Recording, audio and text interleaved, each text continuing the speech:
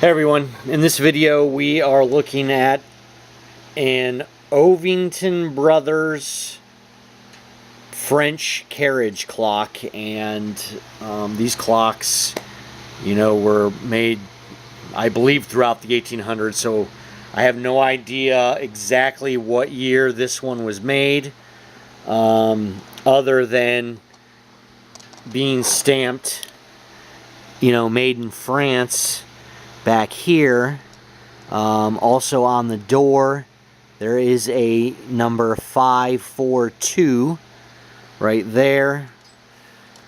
And then, of course, on the front it says France and Ovington Brothers Company, New York. So, I'm sure there is a way to determine, what year exactly this clock was produced, or pretty damn close, but we're unaware of those methods. So anyways, a couple things you need to know about the clock. First and most obvious is there's some finish loss in different spots, so you're basically getting it as you see it here in the video and as it's pictured if you're the lucky buyer. There is no key. You can easily turn this mechanism to adjust the hands, set the time. The key wind for the spring,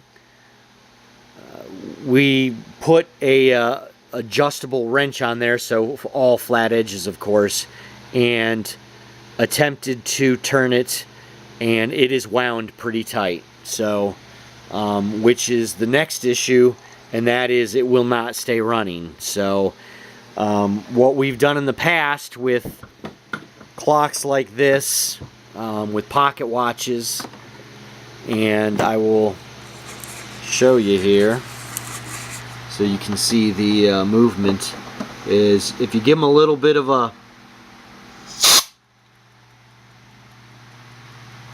spray of air,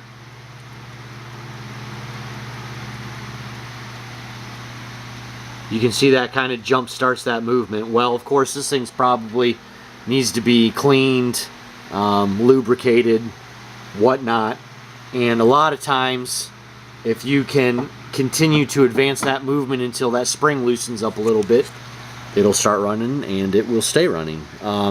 We know that everything's intact because we use that method with the air to jump start the movement enough times that we had actually advanced the minute hand about 5 minutes. So it's all there. The spring's not broke.